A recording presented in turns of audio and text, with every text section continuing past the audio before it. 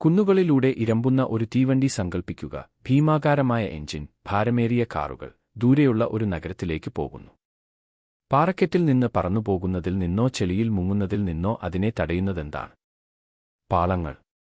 ഒരു പാളം മാത്രമല്ല, രണ്ട് സമാന്തരമായി സ്ഥാപിച്ചിരിക്കുന്നു.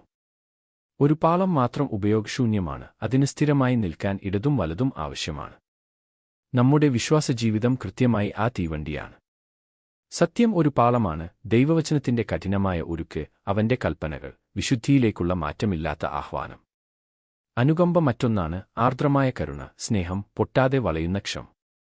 ഒന്നില്ലാതെ മറ്റൊന്ന്, നമ്മൾ പാളം തെറ്റുന്നു. ഒരു നല്ല മാതാപിതാവിന്റെ നിശബ്ദ സ്നേഹത്തിൽ ഈ സന്തുലിതാവസ്ഥ നാം കാണുന്നു. ഒരു അച്ഛനോ അമ്മയോ തങ്ങളുടെ കുട്ടിയെ ഒരു നുണ പറഞ്ഞതിൽ കണ്ടെത്തുന്നത് സങ്കൽപ്പിക്കുക.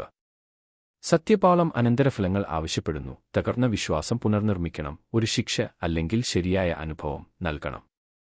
അവർ അത് അവഗണിക്കുന്നില്ല, അത് സംഭവിച്ചില്ലെന്ന് നടിക്കുന്നില്ല. എന്നാൽ സൂക്ഷ്മമായി ശ്രദ്ധിക്കുക. കോപത്തോടെ വിളിച്ചു പറയരുത്, കഠിനവാക്കുകൾ ഉപയോഗിക്കരുത്, ആത്മാവിനെ തകർക്കരുത്. അവർ മുട്ടുകുത്തി കുട്ടിയുടെ കണ്ണുകളിലേക്ക് നോക്കി സ്ഥിരമായ ആർദ്രതയോടെ പറയുന്നു, നിന്നെ ഇങ്ങനെ പോകാൻ അനുവദിക്കില്ല, കാരണം ഞങ്ങൾ നിന്നെ വളരെ ധാരാളം സ്നേഹിക്കുന്നു. ഒറ്റയ്ക്ക് വീഴാൻ അനുവദിക്കില്ല, ഞങ്ങൾ നിന്നെ വളരെ ധാരാളം സ്നേഹിക്കുന്നു. നീ ചെയ്യേണ്ടത് ഇതാണ്, അതിലൂടെ നിന്നെ നയിക്കാൻ ഇതാ ഞങ്ങളുടെ കൈ. കുട്ടി രണ്ട് പാളങ്ങളും അനുഭവിക്കുന്നു. അവനെ ഉത്തരവാദിത്തത്തോടെ നിർത്തുന്ന ഉറച്ച സത്യവും അവനെ ചേർത്തു നിർത്തുന്ന ഊഷ്മളമായ സ്നേഹവും. ദൈവം നമ്മെ മാതാപിതാക്കളായി വളർത്തുന്നത് അതാണ്. ഈ രണ്ട് പാളങ്ങളുടെയും തികഞ്ഞ എഞ്ചിനീയർ യേശുവാണ്. അവൻ ഒരിക്കലും സത്യപാളയെ വളയ്ക്കുന്നില്ല. ഞാൻ ന്യായപ്രമാണത്തെയോ പ്രവാചകന്മാരെയോ ഇല്ലാതാക്കാൻ വന്നതാണെന്ന് കരുതരുത്. അവൻ വ്യക്തമായി പറയുന്നു, ഞാൻ അവ നിറവേറ്റാൻ വന്നിരിക്കുന്നു. അവൻ പാപത്തെ പാപം എന്ന് വിളിക്കുന്നു, വിശുദ്ധി ഉയർത്തിപ്പിടിക്കുന്നു, നിലവാരത്തിൽ വെള്ളം ചേർക്കാൻ വിസമ്മതിക്കുന്നു. അലസതയില്ല, വിട്ടുവീഴ്ചയില്ല. എന്നാൽ അവൻ ഒരിക്കലും പരുഷനല്ല. വ്യഭിചാരത്തിൽ പിടിക്കപ്പെട്ട സ്ത്രീയെ, അവന്റെ മുമ്പാകെ വലിച്ചിഴക്കപ്പെട്ടവളെ, ഒരുങ്ങിയിരിക്കുന്ന കല്ലുകളെ, മരണം ആവശ്യപ്പെടുന്ന ന്യായപ്രമാണത്തെ ചിത്രീകരിക്കുക. സത്യപാളം നീതിക്കുവേണ്ടി നിലവിളിക്കുന്നു. യേശു കുനിഞ്ഞ് പൊടിയിൽ എഴുതി, രണ്ട് പാതകളിലും ഒരേ സമയം വാക്കുകൾ നിരത്തി എഴുന്നേൽക്കുന്നു. ഞാൻ നിന്നെ കുറ്റം വിധിക്കുന്നില്ല, കരുണയുടെ പാത. പോകൂ, ഇനി മുതൽ പാപം ചെയ്യരുത്, സത്യത്തിന്റെ പാത. ദയ കാണിക്കാൻ അവൻ സത്യത്തെയോ സത്യമാകാൻ ദയയോ ത്യജിക്കുന്നില്ല. ന്യായപ്രമാണത്തിന്റെ ഏറ്റവും ആഴമേറിയ ഉദ്ദേശ്യം അവൻ നമുക്ക് കാണിച്ചുതരുന്നു, തകർക്കുകയല്ല, മറിച്ച് ദൈവം നമുക്കുവേണ്ടി സ്വപ്നം കണ്ട ജീവിതത്തിലേക്ക് നമ്മെ നയിക്കുക എന്നതാണ്.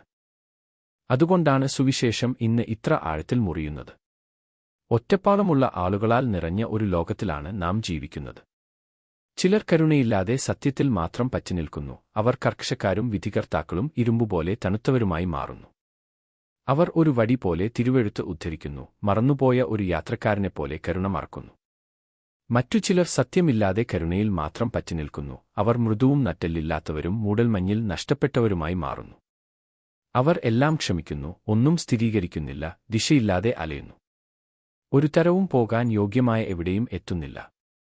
പക്ഷേ വചനം നിങ്ങളെ വ്യത്യസ്തമായ വഴിയിലേക്ക് വിളിക്കുന്നു. രണ്ട് പാളങ്ങളിലും സത്യത്തിലും അനുകമ്പയിലും തുടരുക. അങ്ങനെ അവർ നിങ്ങളെയും നിങ്ങളോടൊപ്പം സവാരി ചെയ്യുന്ന എല്ലാവരെയും ജീവിതത്തിന്റെ പൂർണ്ണതയിലേക്ക് നേരിട്ട് കൊണ്ടുപോകുന്നു. ആരെങ്കിലും നിങ്ങളോട് തെറ്റ് ചെയ്യുമ്പോൾ സത്യം പറയുക, പക്ഷേ അത് സ്നേഹത്തിൽ പൊതിയുക. സത്യം വളരെ ഭാരമായി തോന്നുമ്പോൾ കരുണ നിങ്ങളുടെ കൈയെ ഉറപ്പിക്കട്ടെ. തെറ്റ് അവഗണിക്കാൻ സ്നേഹം നിങ്ങളെ പ്രലോഭിപ്പിക്കുമ്പോൾ സത്യം നിങ്ങളുടെ ഗതി നേരെയാക്കട്ടെ. അപ്പോൾ ഇന്ന് ട്രെയിൻ എവിടെയാണ് ആടിയുലയുന്നത് എന്ന് നിങ്ങൾക്ക് തോന്നുന്നു. സ്നേഹമില്ലാതെ സത്യം കഠിനമായി മാറിയ ഒരു ബന്ധം, ദയ ഒഴികഴിവായി മാറിയ ഒരു ശീലം. അത് ഇവിടെ ബലിപീഠത്തിലേക്ക് കൊണ്ടുവരിക. എഞ്ചിനീയർ ആയ യേശുവിനോട് ട്രാക്കുകൾ പുനഃക്രമീകരിക്കാൻ ആവശ്യപ്പെടുക. അവൻ തന്നെ വഴിയൊരുക്കിയതിനാൽ അവന് വഴി അറിയാം. സുഹൃത്തുക്കളെ, നമുക്ക് ന്യായവിധിയിലേക്ക് വഴിതെറ്റുകയോ ബലഹീനതയിലേക്ക് വഴുതി വീഴുകയോ ചെയ്യരുത്. സത്യവും കരുണയും നമ്മിൽ സത്യമായും സമാന്തരമായും ഓടട്ടെ, നമ്മെ മുന്നോട്ട് കൊണ്ടുപോകട്ടെ. ഒറ്റയ്ക്കല്ല, ഒരുമിച്ച്, ഓരോ റെയിലും അതിന്റെ തികഞ്ഞ വീട് കണ്ടെത്തുന്ന ദൈവം ഒരുക്കിയിരിക്കുന്ന നഗരത്തിലേക്ക്. ആമേൻ.